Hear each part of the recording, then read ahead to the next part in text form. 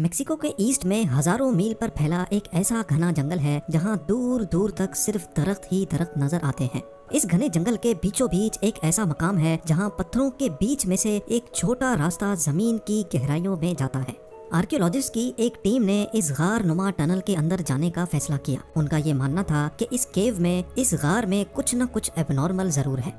क्योंकि ये रास्ता काफी तंग और काले अंधेरों में डूबा हुआ था, इसी वजह से इसके अंदर बगैर प्रोफेशनल इक्विपमेंट के जाना खतरे से खाली नहीं था। अगले कई घंटों की मेहनत के बाद आर्कियोलॉजिस्ट अब 230 फीट नीचे इस केव के बॉटम तक पहुंच चुके थे। पहले तो उनको यहाँ कुछ खास देखने को नहीं मिला, लेकिन फिर अचानक उनकी नजर एक सीक्रेट चैम्बर की तरफ पड़ी जिसकी एंट्रेंस को पत्थर रख कर बंद किया गया था। लेकिन सवाल ये है कि इस वीरान जंगल में जमीन से 200 फीट नीचे केव के बॉटम पर ये सीक्रेट चैम्बर आखिर किसका था और इसको कब और क्यों बंद किया गया था। जेम टीवी की वीडियोस में एक बार फिर से खुशामदीद। नाजरीन, मेक्सिको के ईस्ट में मौजूद ये घना जंगल तकरीबन 30 लाख स्क्वायर किलोमीटर के एरिया पर फैला हुआ है। दरख्तों के इस समंदर के साए तले माया सिविलाइजेशन की खोई हुई दुनिया के राज आज भी छुपे हुए हैं। पास्ट में हजारों सालों तक ये पूरा जंगल माया सिविलाइजेशन के होल्ड में हुआ करता था, जहां उन्होंने अपने कई शहर आबाद कर रखे थे। इस सिविलाइजेशन के लोग काफी स्किल्ड माने जाते थे क्योंकि उन्होंने एंशिएंट इजिप्शियंस की तरह अपनी सिटीज में पिरामिड्स भी बना रखे थे और इसके साथ साथ ये लोग agriculture, pottery, hieroglyph writing, calendar making, mathematics और आर्किटेक्चर आर्ट वर्क में भी हद से ज्यादा महारत रखते थे। एक्सपर्ट्स का मानना है कि एंशिएंट मायंस ने इस एरिया में टोटल 60 सिटीज बना रखी थी, जहां बड़े बड़े महलात, पिरामिड्स और टेम्पल्स बनाए गए थे। इनकी हर सिटी का अलग किंग हुआ करता था जिसको मायंस अपना गॉड मानते थे। इनमें से कुछ सिटीज की बिल्डिंग्स तो आज भी सही सलामत खड़ी हैं और इनको डेली टूरिस्ट की एक बड़ी तादाद विजिट भी करने आती है। लेकिन इस घने जंगल में जहां प्रॉपर कोई रोड नेटवर्क भी नहीं है, इसके अंदर हजारों साल पहले बसने वाली माया सिविलाइजेशन के राज, पूरे शहर और कई स्ट्रक्चर्स भी छुपे हुए हैं। कुछ जमीन के अंदर धंस चुके हैं तो कुछ को दरख्तों के साए ने इंसानी आंखों से ओझल कर रखा है। लेकिन मॉडर्न टेक्नोलॉजी के इस्तेमाल से हिडन मायन सिटीज और उनके स्ट्रक्चर्स को ढूंढा जाने लगा है। एक्सपर्ट्स अब लाइडार टेक्नोलॉजी की मदद से दरख्तों के इस समंदर के नीचे छुपे स्ट्रक्चर्स की निशानदही कर सकते हैं। लाइडार, जिसका मतलब है लाइट डिटेक्शन एंड रेंजिंग, ये एक ऐसी टेक्नोलॉजी है जिसमें एयरप्लेन से जमीन पर लेजर पल्स फेंकी जाती हैं। ये लेजर पल्स दरख्तों को बाईपास करके जमीन से टकराकर वापस एयरप्लेन पर लगे सेंसर तक पहुंचती है और फिर इस डाटा को प्रोसेस करके ग्राउंड की एक शेप तैयार की जाती है। ये ऐसा ही है जैसे एक्सरे हमारी बॉडी की बोन्स का एक नक्शा बनाता है। हैरत अंगेज तौर पे अभी तक 4500 से भी ज्यादा मायन सिविलाइजेशन के रुइंस मिल चुके हैं, लेकिन एक्सपर्ट्स का ख्याल है कि असल में मायंस ने इससे भी ज्यादा स्ट्रक्चर्स बनाए थे। ये सवाल इतना इम्पोर्टेंट नहीं है कि मायंस ने हजारों साल पहले कितने स्ट्रक्चर्स बनाए थे, बल्कि असल मिस्ट्री तो ये है कि इतनी भारी पॉपुलेशन वाले पूरे के पूरे शहर छोड़कर मायंस आखिर गए कहाँ। क्या उनको जमीन निगल गई या आसमान उन पर फट पड़ा? इतने स्किलफुल होने के बावजूद भी वो कौन सी ऐसी चीज में कमजोर पड़ गए थे जो आज उनका इस जगह पर नामो निशान भी नहीं है। लाइडार टेक्नोलॉजी की मदद से आर्कियोलॉजिस्ट पहले ये जानते हैं कि जंगल के किस पॉइंट पे मायन रुइन मौजूद है और फिर वहाँ फिजिकली जाकर साइट पर एक्सकवेशन की जाती है। गल्फ ऑफ मेक्सिको के करीब युकाटान रीजन में आर्कियोलॉजिस्ट को मायंस के एक छोटे गांव के रुइंस मिले। इस गांव को कीवीक कहा जाता है, जहां एक लोकल किंग ने ईयर 800 में यानी आज से 1200 साल पहले 20,000 पत्थरों को काटकर 30 फीट ऊंचा एक पिरामिड बनाया था। एंशिएंट मायंस नॉर्मली अपने किंग को पिरामिड के अंदर एक रॉयल चैम्बर में दफन किया करते थे। इसी वजह से आर्कियोलॉजिस्ट ने इस पिरामिड के टॉप से इसके बॉटम तक एक शाफ्ट खोदने का फैसला किया ताकि ये पता लगाया जा सके कि इस पिरामिड के अंदर कोई रॉयल चैम्बर है कि नहीं, और अगर है तो उसमें क्या कुछ मौजूद है। 21 फीट की खुदाई के बाद आर्कियोलॉजिस्ट को एक ऐसा पत्थर मिला जो एक साइड से बिल्कुल फ्लैट था। ये पत्थर दूसरों से काफी मुख्तलिफ था क्योंकि इस शेप के पत्थर पिरामिड बनाने के लिए नहीं, बल्कि मायंस किसी रूम की छत को सपोर्ट देने के लिए लगाया करते थे, जैसा कि इस स्ट्रक्चर की सीलिंग पे देखा जा सकता है।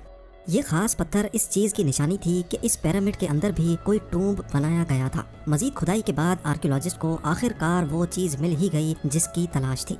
हैरत अंगेज तौर पे पिरामिड की बेसमेंट पर एक कमरे की फाउंडेशन और कुछ स्टेयर्स देखी गई। इसके साथ साथ मलबे में से और कुछ खास तो ना मिल सका, लेकिन मिट्टी के बर्तन का एक टूटा हुआ हिस्सा जरूर मिला। इस छोटे से पॉटरी के टुकड़े ने आर्कियोलॉजिस्ट को मजीद सवालों में उलझा कर रख दिया।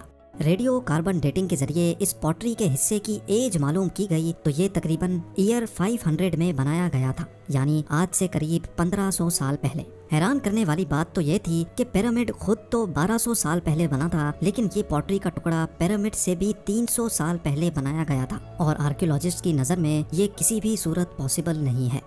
ऐसा क्यों पॉसिबल नहीं, ये जानने के लिए हमें हिस्ट्री का रुख करना पड़ेगा। हिस्ट्री से मालूम पड़ता है कि युकाटान का ये हिस्सा नदरन माया में शुमार किया जाता था और ईयर 500 में जब पिरामिड के अंदर का ये चैम्बर बनाया गया था तब मायंस यहाँ आए ही नहीं थे। तो अब सबसे बड़ा सवाल ये खड़ा हुआ कि अगर मायंस ने ये रॉयल चैम्बर नहीं बनाया था तो आखिर किसने बनाया था।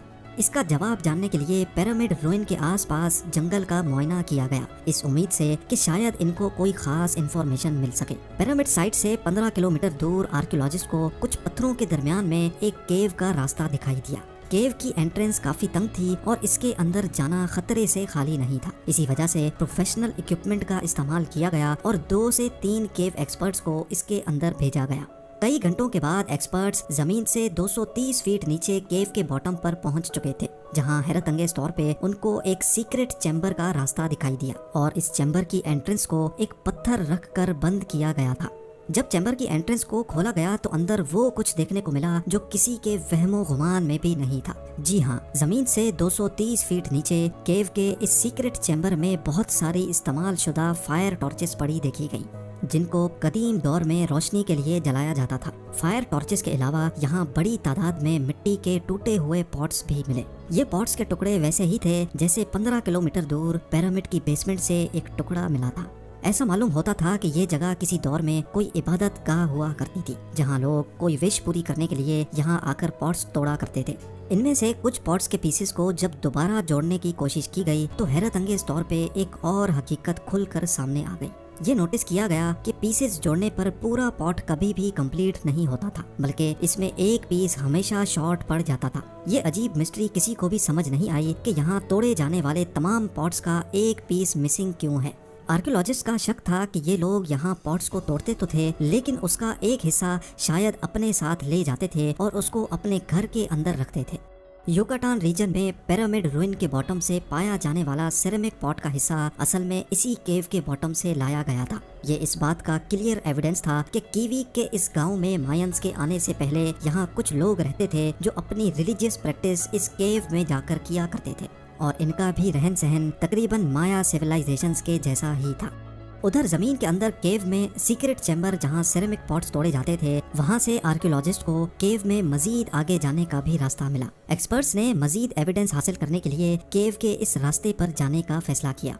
थोड़ा ही आगे जाने के बाद एक्सपर्ट्स को एक और सीक्रेट चैम्बर मिला जहां पत्थर की दीवारों पर कुछ ऐसे नक्शे बने थे जिनको देखकर दिमाग दंग रह जाता है। केव के इस डीपेस्ट पॉइंट पे पत्थर के ऊपर एक 3D जैगुआर की पेंटिंग हो रखी थी। ना सिर्फ इतना, बल्कि दीवारों पर एक और पेंटिंग में जैगुआर को हिरन का शिकार करते भी देखा गया।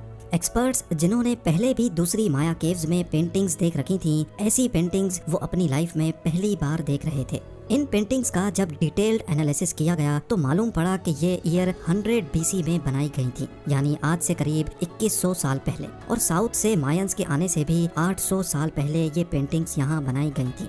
अब इस नए एविडेंस से एक बात तो साबित हो चुकी थी कि कीवी के इस गांव में साउथ से मायंस के आने से पहले भी एक सिविलाइजेशन रहती थी। उनका रहन सहन और कल्चर लगभग मायंस के जैसा ही था और यही रीजन था जिसकी वजह से एक्सपर्ट्स ने इनको अर्ली या फिर क्लासिक माया का नाम दिया। इतनी बड़ी पॉपुलेशन और हजारों स्ट्रक्चर्स बनाने वाले मायंस के साथ आखिर ऐसा क्या हुआ था जो वो अपना सब कुछ छोड़कर यहाँ से जाने पर मजबूर हो गए और फिर कभी लौट कर नहीं आए। ये सवाल आज तक दुनिया के लिए एक मिस्ट्री बना हुआ। लाइक और शेयर करेंगे। आप लोगों के प्यार भरे कमेंट्स का बेहद शुक्रिया। मिलते हैं अगली शानदार वीडियो में।